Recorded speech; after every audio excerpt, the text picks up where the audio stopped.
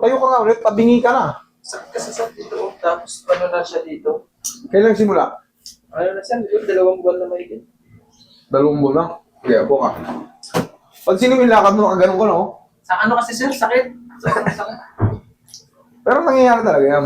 Kasi nga, hindi mo maiganon ng maayos, oh. Kasi pag ginanon mo, iipit. Sakit. Siyempre, doon ka sa posisyong maluwan. Pero hindi mo mapansin na tumatagilid ka na pala. Ibang tao makakapansin. Kasi gagawa mo ng pectus, eh. Para di mo Oo, pag di masakit. 2 linggo? 2 buwan? 2 buwan mahigit sir. Ano nangyari sa before? Natulas ka ba? Nalaglag ka? Hindi, parang- Nagbuhat ka ng mabigat? Ano ako, kapag may inaayos ako sa may sasakyan, tagal ko nakaubos. Yung parang pagtayo mo, parang may tumunog na ano, hindi ko lang pinansin. Higa kang pati haya, tingnan ko yung paa mo.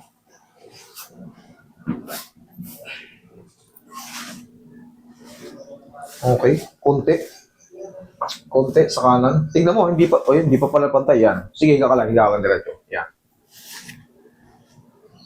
Konting-konti lang, higa kang patagilid. Madali lang yan. Pagkat siya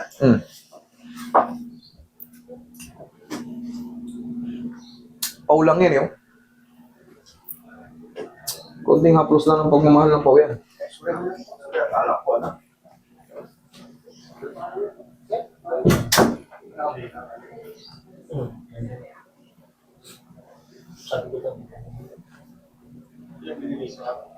To sir, medyo maga na to sir. Oo nga sa ramdam ko rin niya sa minsan.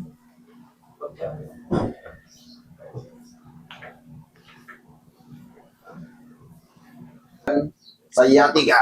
Yan yan sabi. Electric ko nga sa yasi. Sciatica. Refers to sciatic nerve. Okay, relax na. Huwag mo lalabanan. Yan. Kabilang side. Pero yung 4 to 5 days, diretso ka na yan. Kung sakali man, sabi natin, 4 to 5 days, master, pero parang okay na ako, pero parang may natira pang konti. Pwede kayo magpa-second session, Thursday ulit. Pero kung wala na, enjoy life. Sige po. Okay? Kasi ito, siyempre, 2 buwan na severe ka na nga eh. Namamagana yung dito, napansin mo ba? Ano, ramdam ko din yan. Ramdam mo na. Kita ko eh. Parang Siyempre- pagka humihiga ako, parang ramdam ko yung parang Makapal. Makapal din. Yes, namamaga po kasi aantayin pa natin maghilom yung ano eh. Within 4 to 5 days, sa tingin ko naman,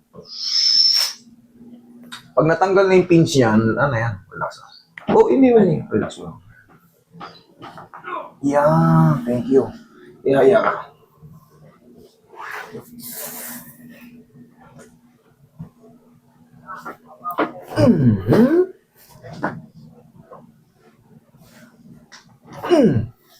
Dapa ka, idol. Yeah, okay. Tusan mo na yung balakang yan. Ayos na yan. Simple lang yung kaso mo, pero pag pinabayaan mo yan, habang buhay kang lulumpuhin yan. 2 buwan na. Buti, nakita mo ko. Hindi nag-message ako sa Messenger, sa Facebook. Hindi nagre-reply? Oo. Saan dun? Wala eh. Yung 3M na ano. Akala ko, sabi ko, Baka yung fake, 1 million followers na yan, tignan mo. parang yun. Tapos sabi Kaya ko, mga- i-subscribe ko yung YouTube, ginawa ko. Ringi ko ito sa balakang. Okay po. Lagay sa tiyan ng kamay.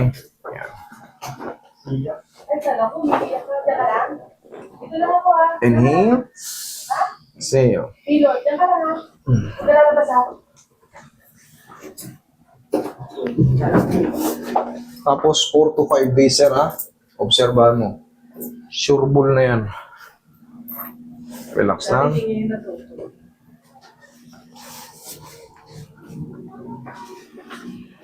Tapos, pagising mo sa umaga, ito lang. Palagi nyo itong tatandaan, katulad yan. Simple lang ginawa mo, naglinis ka na ng sasakyan, may kinalikot ka lang konti, pag tayo mo, pilay ka na.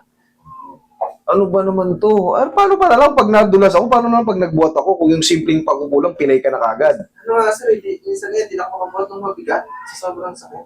Sir, hindi ka talaga makakabuhat ng mabigat. Kasi nga yung pagtayo mo pala, hirap ka na, magbuhat ka pa ng mabigat. Dito.